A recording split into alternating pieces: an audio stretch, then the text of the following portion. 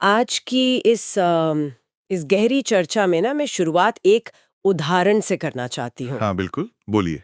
एक ऐसे शानदार घर की कल्पना करते हैं जो बाहर से देखने में बिल्कुल परफेक्ट लगता हो। अच्छा।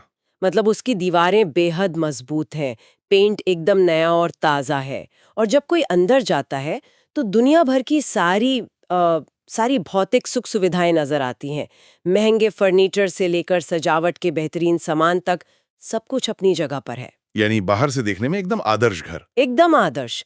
लेकिन जैसे ही कोई उस घर में थोड़ा वक्त बिताता है तो एक बहुत ही अजीब सी चीज महसूस होती है। वहां ना एक कंपा देने वाली ठंड है। ओह! और फिर पूरे उस विशाल और सुंदर घर की तलाशी लेने पर पता चलता है कि वहां कोई हीटिंग सिस्टम है ही नहीं। मतलब सब कुछ मौजूद है, बस एक वो जो गर्माहट होती है ना, वही नहीं है। ये बहुत ही गहरा उदाहरण है और कहीं न कहीं ये सीधे हमारे आज के विषय से जुड़ता है। सही कहा। आज हम इसी रूपक के जरिए एक बहुत ही जटिल मनोवैज्ञानिक विषय को समझने वाले हैं। मैं यही सोच रही थी कि क्या किसी इंसान का बचपन भी कुछ ऐसा ही महसूस हो सकता है। बिल्कुल हो सकता है। जैसे माता पिता ने सारी जरूरतें तो पूरी की होंगी, खाना, कपड़े, अच्छी पढ़ाई, लेकिन जो एक इमोशनल गर्माहट और सपोर्ट होना चाहिए था वो बिल्कुल गायब था। हाँ, और इसी फ़र्क को समझने के लिए आज हम जिस विषय का विश्लेषण कर रहे हैं, उसके नोट्स लिंजी सी गिब्सन की काफ़ी चर्चित किताब से लिए गए हैं। किताब का नाम है adult children of emotionally immature parents. जी, और हमारा आज का मुख्य लक्ष्य भी यही है, ये डिकोड करना कि फिजिकल रूप से वहां मौजूद होने और इमोशनली अवेलेबल होने के बीच का वो कौन सा अदृश्य फासला है जो इंसान के पूरे व्यक्तित्व को बदल कर रख देता है। सही बात है।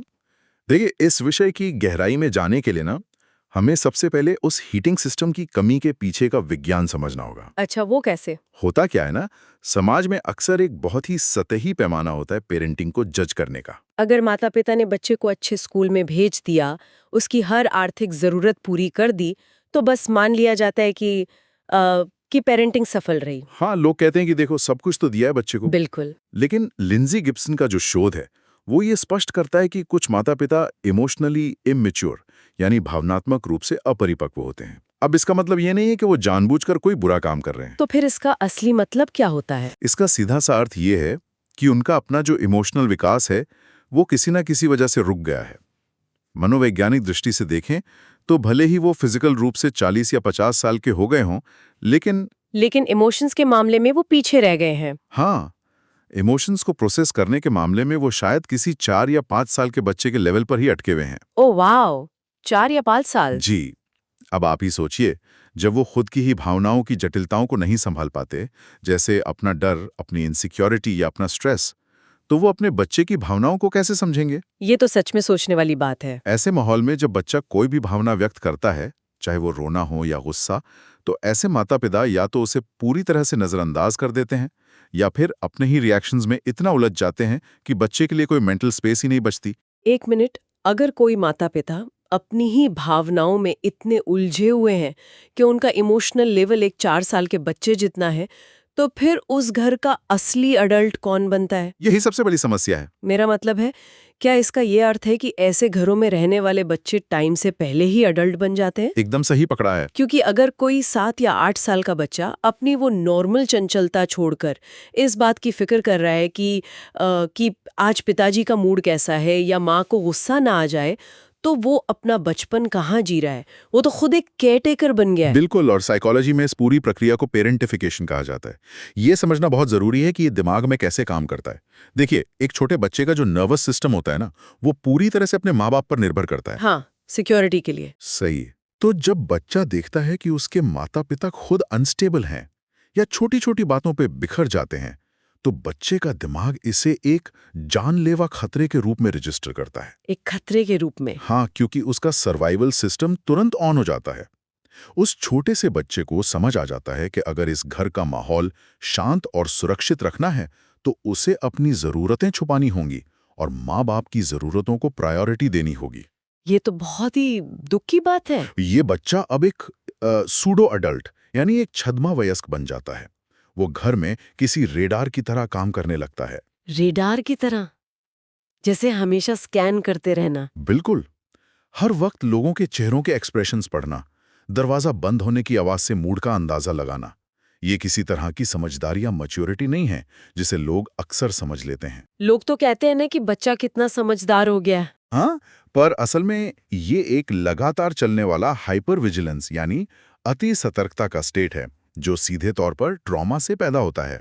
तो अगर वो बच्चा बचपन में ही एक एडल्ट बन गया और उसने इस हाइपर विजिलेंस को ही अपनी नॉर्मल जिंदगी मान लिया, तो जब वो असल में 25 या 30 साल का होता है तब क्या होता है? तब टकराव होता है असल दुनिया से। क्योंकि वो बचपन का सर्वाइवल मैकेनिज्म वो बिल्कुल। असल दुनिया में तो काम नहीं करेगा ना। हमारे स्रोत भी इस ओर इशारा करते हैं कि बचपन में इमोशंस को दबाने का ये पैटर्न बड़े होने पर एक बहुत ही गहरे खालीपन के रूप में सामने आता है। सही बात है। ऐसे लोग देखा जाए तो बाहर से दुनिया को बहुत स्ट्रांग, इंडिपेंडेंट और सक्सेसफुल दिखते हैं।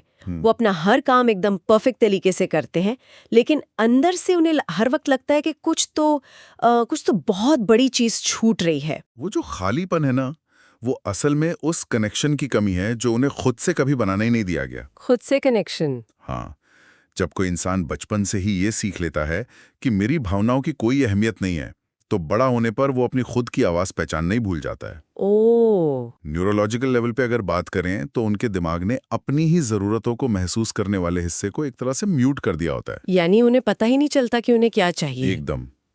ऐसे एडल्ट्स अक्सर बहुत बड़े पोजीशंस पर पहुंच जाते हैं, समाज की नज़र में काफ़ी सक्सेसफुल होते हैं, क्योंकि वो दूसरों की उम्मीदों पर खरा उतरने में तो एक्सपर्ट हो चुके होते हैं। हाँ, वो तो उनकी ट्रेनिंग बचपन से हुई है। सही कहा। लेकिन जब वो अकेले होते हैं तो उन्हें पता ही नहीं होता कि उन्हें असल में क्या पसंद है, वो क्या चाहते हैं, या उन्हें खुशी किस चीज़ से मिलती है। वो बस एक बहुत अच्छी तरह से प्रोग्राम की गई मशीन की तरह चल रहे होते हैं। लेकिन एक मिनट, यहाँ इस प्रोग्रामिंग पर एक सवाल उठता है मेरे दिमाग में। जो रिसोर्स मटेरियल है उसमें एक लक्षण का बहुत जिक्र है जिसे पीपल प्लीजिंग यानी दूसरों को हमेशा खुश रखने की आदत कहा गया है। जी, ये एक बहुत बड़ा लक्षण है। अब देखिए, अगर प्रैक्टिकल लाइफ में देखा जाए तो मैं खुद कभी-कभी गलती से किसी मेज या कुर्सी से टकरा जाऊं ना, तो उसे भी सॉरी बोल देती हूँ। हाँ, ये काफ़ी लोगों के साथ होता है। तो अक्सर लोगों को लगता है कि दूसरों को खुश रखना, उनकी ज़रूरतों का ध्यान रखना, किसी को नाराज़ ना करना, ये सब तो एक बहुत अच्छे और संस्कारी इंसान की निशानी है। और हम तो एक ऐसे समाज में रहते हैं जो दूसरों की सेवा करने और विनम्र होने को सबसे बड़ा गुण मानता है। तो इसमें साइकोलॉजिकली क्या खराबी हो सकती है? ये बहुत ही वैलिड सवाल है। देखिए, कुर्सी को सॉरी बोलना एक हल्की फुल्की आदत हो सकती है, लेकिन जब हम क्लिनिकल पीपल प्लीजिंग की बात करते हैं तो हमें एक साधारण अच्छाई और एक ट्रॉमा रिस्पॉन्स के बीच का फर्क समझना होगा। ट्रॉमा रिस्पॉन्स कैसे? हम सबने अक्सर फाइट और फ्लाइट यानी लड़ो या भागो रिस्पॉन्स के बारे में सुना है, लेकिन एक तीसरा रिस्पॉन्स भी होता है जिसे फॉन कहते हैं, FAWN। Fawn response. अच्छा। फॉन रिस्पॉन्स का मतलब है सामने आने वाले खतरे को टालने के लिए सामने वाले इंसान को खुश करने की कोशिश करना। इमोशनल निग्लेक्ट के शिकार जो अडल्ट्स होते हैं, उनमें ये दूसरों को खुश करने की आदत किसी अच्छाई या खुशी से नहीं, बल्कि एक बहुत गहरे और अनकॉन्शियस डर से पैदा होती है। कैसा डर? एक उदाहरण लेते हैं। मान लीजिए ऑफिस में बॉस ने बस एक हल्की सी आह भरी या थोड़ा परेशान दिखा। हाँ। एक नॉर्मल इंसान शायद इसे इग्नोर कर देगा कि बॉस को अपना कोई काम होगा, लेकिन एक पीपल प्लीजर का दिमाग तुरंत डेंजर अलार्म बजाने लगेगा कि जरूर मैंने कुछ गलत किया है। वो उसे खुद पर ले लेंगे। बिल्कुल। और फिर वो बिना मांगे ही एक्स्ट्रा काम करने लगेंगे या बॉस को खुश करने की कोशिश में जुट जाएंगे। वो दूसरों को इसलिए खुश नहीं करते क्योंकि उन्हें ऐसा करना पसंद है। तो क्यों करते हैं? जाएगी। बाप रे। तो ये दूसरों की खुशी के लिए नहीं है, बल्कि खुद को उस पुराने दर्द से बचने के लिए जहां उन्हें बचपन में रिजेक्ट कर दिया गया था। एकदम सही समझे आप। ये तो कुछ ऐसा लग रहा है जैसे कोई लगातार एक डिफेंसिव गेम खेल रहा हो, जहां जीतने का तो कोई चांस ही नहीं है, बस किसी तरह हारने से बचना है। हाँ, बिल्कुल यही फीलिंग होती है। बाहर से मजबूत और अंदर से डरे हुए होने का ये जो पूरा विरोधाभास है, ये किसी भी इंसान की पहचान को ही दो हिस्सों में बांट देता होगा। और यहाँ पर मुझे इस किताब का एक और बड़ा सिद्धांत याद आ रहा है, रोल सेल्फ बनाम ट्रू सेल्फ। जी, ये गिल्बर्टसन का एक कोर कॉन्सेप्ट है। इसको पढ़कर ना मुझे एक थिएटर एक्टर का ख्याल आता है। जैसे मान लीजिए एक कलाकार है जो स्टेज पर एक बहुत ही भारी, जटिल और दम घोंटू कॉस्ट्यूम पहनकर अपनी भूमिका निभा रहा है। अच्छा। नाटक खत्म हो जाता है, पर्दा गिर जाता है और सारे दर्शक चले जाते हैं। लेकिन वो जो कलाकार है वो स्टेज से उतरने के बाद भी अपना वो भारी कॉस्ट्यूम उतारना भूल गया है। अच्छा। और अब वो उसी कॉस्ट्यूम में सो रहा है, उसी में बाजार जा रहा है, मतलब उसी में अपनी पूरी जिंदगी जी रहा है। ये एनालॉजी एकदम परफेक्ट है। और उस कॉस्ट्यूम का सबसे भारी हिस्सा पता है क्या है? वो बहुत सारी एनर्जी सोख लेता है इंसान की। लिंसी गिब्सन जिसे रोल सेल्फ कहती हैं, वो असल में वही सर्वाइवल सूट है जो उस बच्चे ने पहना था। वो बचपन वाला सूट। हाँ हाँ, ये वो मुखौटा है जो उस बच्चे ने अपने घर के उस अनस्टेबल माहौल में फिट होने के लिए बनाया था। ये वो आदर्श बेटा या समझदार बेटी का रोल है जो कभी कोई शिकायत नहीं करता, जिसे किसी चीज की जरूरत नहीं होती और जो हमेशा दूसरों की परेशानी सुलझाता है। लेकिन इसमें प्रॉब्लम क्या आती है आगे चलकर? प्रॉब्लम यह है कि जब आप वो कॉस्ट्यूम पहनकर अपना पूरा जीवन बिताते हैं, तो आप कभी किसी से असल में डीपली जुड़ नहीं पाते। लोग आपके उस कॉस्ट्यूम से प्यार करते हैं, आपसे नहीं। ओह वाह, ये तो बहुत ही अकेलापन वाली बात है ना? और इसके ठीक विपरीत होता है वो ट्रू सेल्फ, जो उस इंसान का असली व्यक्तित्व है, जिसमें उसकी कमजोरियां, उसकी रैंडमली आने वाली भावनाएं और उसकी असली इच्छाएं शामिल हैं। वो जो ट्रू सेल्फ है ना, वो उस भारी कॉस्ट्यूम के नीचे कहीं दबकर सांस लेने के लिए हर रोज संघर्ष कर रहा होता है। तो वो कैसे पहचानेगा कि उसकी असली स्किन यानी उसकी असली त्वचा कौन सी है? यही तो हीलिंग की शुरुआत है। और सबसे बड़ी बात, अगर किसी ने ये महसूस भी कर लिया कि वो ये कॉस्ट्यूम पहनकर अब थक चुका है, तो वो इसे उतारेगा कैसे? सड़क के बीचों बीच खड़े होकर तो अपना डिफेंस आर्मर नहीं उतारा जा सकता ना। बिल्कुल नहीं। उसके लिए एक सेफ एनवायरनमेंट चाहिए। वही, इसके लिए एक सुरक्षित जगह चाहिए। और जहां तक रिसोर्स मटेरियल का सवाल है, उसमें काफी जोर दिया गया है कि वो सुरक्षित घेरा बिना बाउंड्रीज बनाए संभव ही नहीं है। बिना बाउंड्रीज के हीलिंग की कल्पना करना ही बेकार है। देखिए, ट्रू सेल्फ तभी बाहर आएगा जब उसे यकीन होगा कि बाहर अब वो पुराना खतरा मौजूद नहीं है। तो बाउंड्रीज कैसे बनाई जाती हैं? जब हम सीमाएं तय करने की बात करते हैं, तो इसका सीधा सा मतलब ये समझना है कि हमारी अपनी मेंटल कैपेसिटी कहाँ पर खत्म होती है और किसी दूसरे की इमोशनल जिम्मेदारी कहाँ से शुरू होती है। अच्छा। जो इमोशनली इमेच्योर माता पिता होते हैं, वो अक्सर कोई बाउंड्री मानते ही नहीं है। वो बच्चे के समय, उसकी एनर्जी और उसकी भावनाओं पर अपना पूरा अधिकार समझते हैं। इसलिए इस रिकवरी का पहला कदम यही है कि उस अनलिमिटेड एक्सेस पर एक रोक लगाई जाए।